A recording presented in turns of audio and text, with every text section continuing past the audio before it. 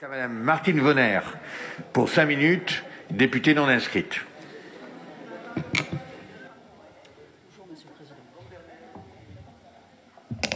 Merci.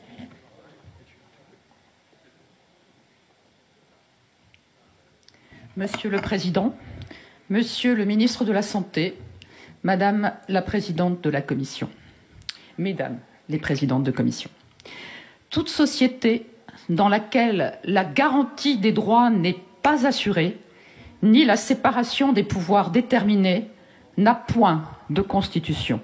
Je cite ici l'article 16 de la Déclaration des droits de l'homme et du citoyen.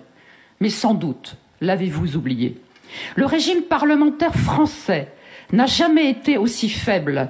La répression dont ont été les victimes, les mouvements sociaux dès 2018, la soumission constante du législatif et du judiciaire au pouvoir exécutif et les dérives liberticides validées dans ce même hémicycle au nom de la crise sanitaire m'amènent à affirmer devant vous qu'il n'y a plus de constitution en France. Le droit du peuple à la définir ne saurait être plus longtemps bafoué par ce rôle donné au Parlement et au Conseil constitutionnel.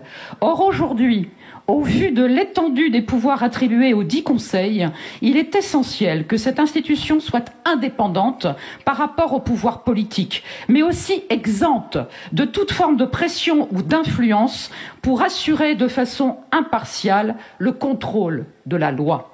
Il n'existe pas de statut des membres du Conseil qui soit comparable au statut des magistrats, celui qui garantit indépendance et impartialité. Si on admet que le Conseil constitutionnel est une juridiction, la comparaison des obligations statutaires de ses membres avec celles des magistrats montre un réel déficit du côté du Conseil constitutionnel qui, de fait, n'est plus garant des droits fondamentaux. Les principes démocratiques et humains n'ont jamais été autant dévoyés dans notre pays.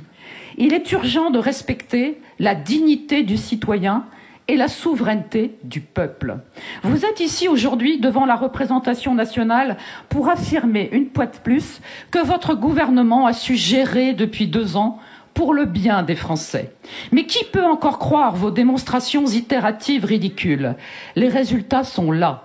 Souffrance psychique et mal-être des citoyens, précipités pour une grande partie d'entre eux dans une précarité inédite. Destruction massive du système de santé, inégalité d'accès aux soins, disparition programmée de la sécurité sociale, désastre économique et dette abyssale au nom d'un quoi qu'il en coûte mis en œuvre pour maîtriser la révolte sociale.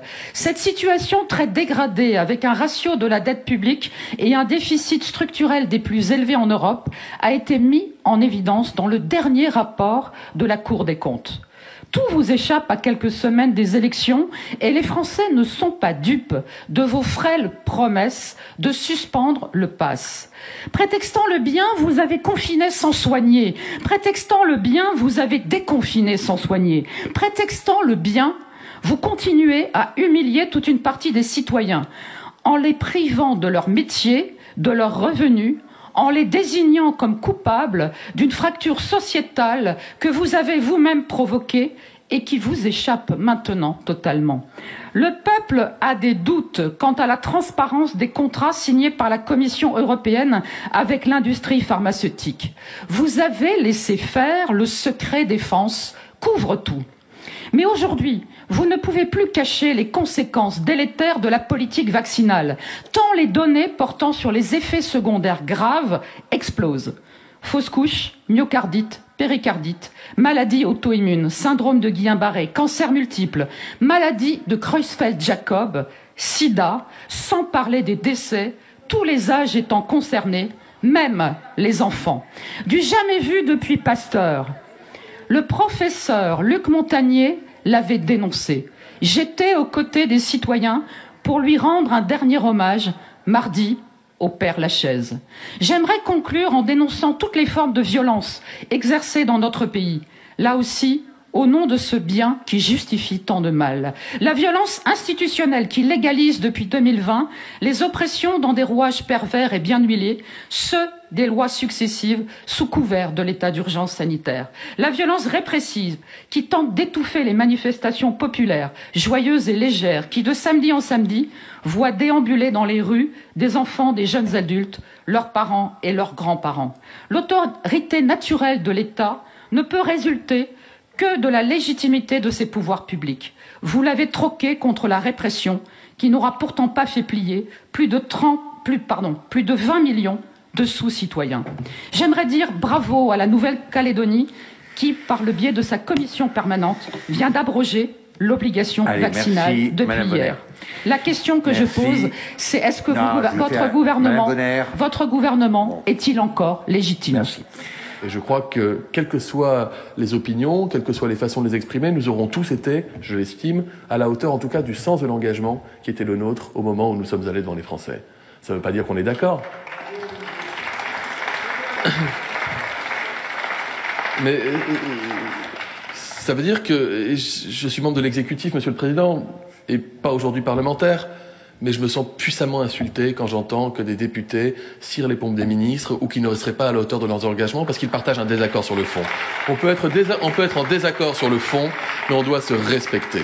De la même manière, les procès outranciers en rupture de l'état de droit en fin de la Constitution, ou je ne sais quel, délire complotiste sur le vaccin qui donnerait le sida ou le Creutzfeldt-Jakob n'ont pas sa place, en mon sens, dans l'hémicycle, et en même temps, les parlementaires sont là pour représenter dans leur diversité, la diversité des opinions qui s'expriment dans la population française. Et c'est justement le propre de la démocratie que de ne pas empêcher un représentant du peuple de s'exprimer.